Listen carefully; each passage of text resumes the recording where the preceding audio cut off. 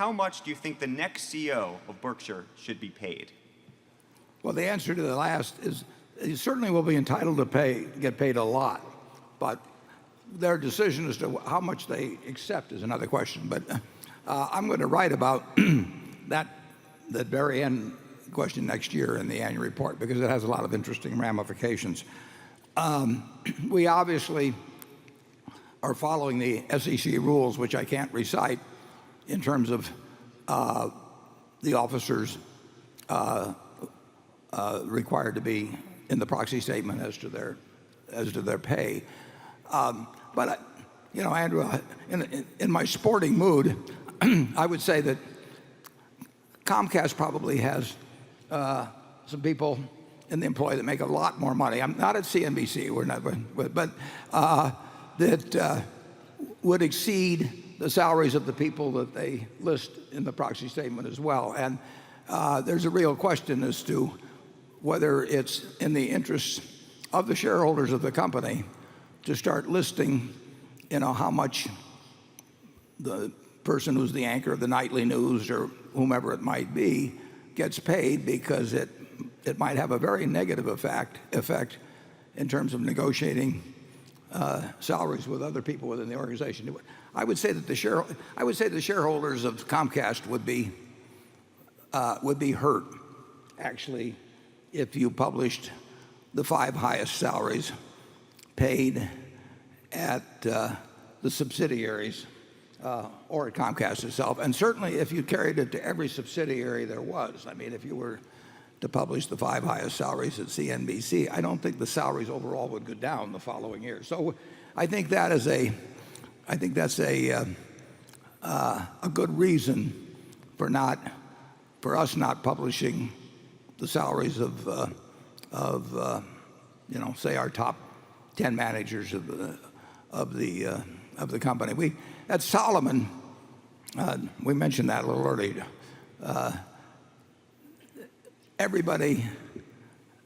Virtually everybody was dissatisfied with what they were getting paid, and they were getting paid enormous amounts of money. But they were disappointed, not because of the absolute amount. They were disappointed because they looked at somebody else in the place, and it drove them crazy. And as a matter of fact, the first big crisis we had in compensation was when the management made what was regarded as a secret deal with the ARB Group, as I remember, whereby John Merriweather and his crew got paid a lot of money, which I would argue they earned. I mean, I think they deserved it.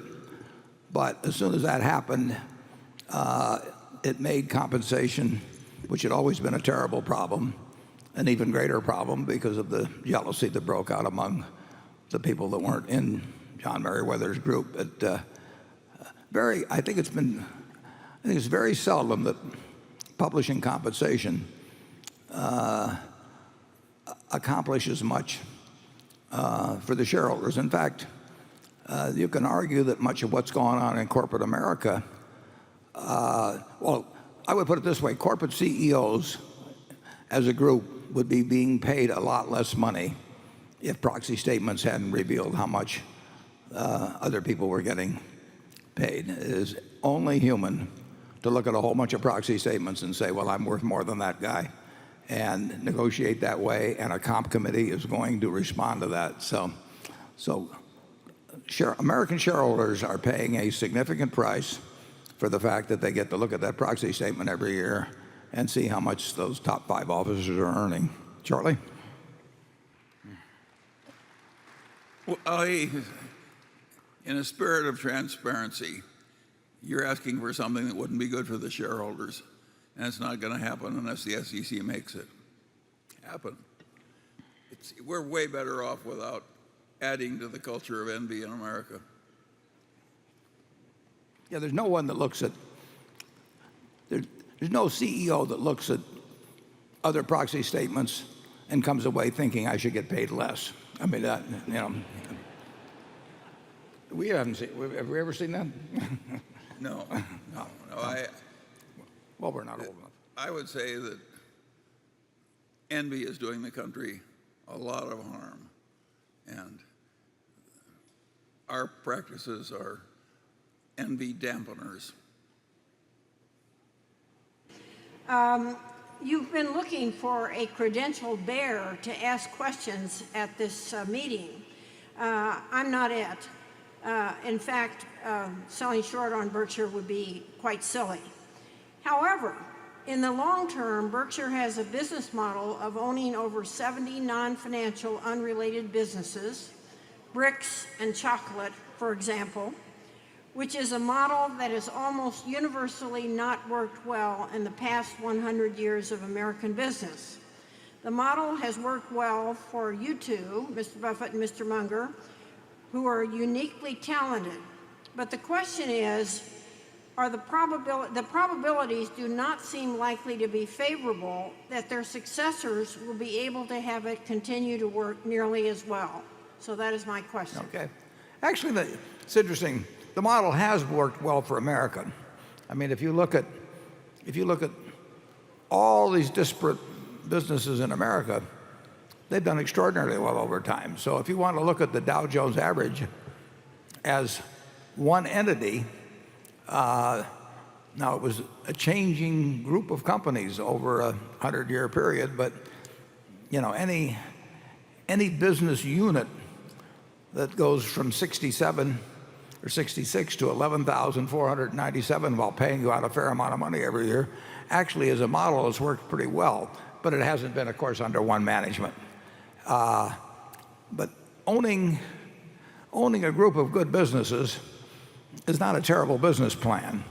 A good many of the conglomerates were put together to perform financial magic of one sort or another. They were based upon, if you go back to the Litton Industries and the Gulf and Westerns, and just you could name them by the hundreds, they were really put together, Ling Tank LTV, and on the idea of serial issuance of stock, where you issued stock that was selling at 20 times earnings to buy businesses that were at 10 times earnings. And it was the idea that somehow you could fool people into continuously riding along on this chain letter scheme without the primary thought being given to what you were actually building in the management.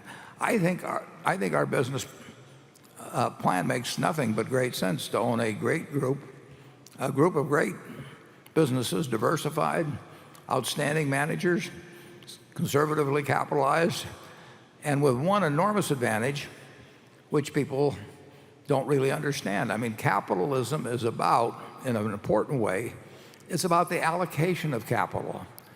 And we have a system at Berkshire where we can allocate capital without tax consequences. So we can move businesses from See's Candy that generate surplus capital to other areas. It doesn't hurt See's in the process, and we can move it, as the textbooks say, to places where capital can be usefully employed, like wind farms or whatever it may be. So we are, there's nobody else really better situated to do that than Berkshire Hathaway, and it makes perfectly good sense, but it has to be applied with business-like principles rather than with stock promotion principles. And I would say a great many of the conglomerates have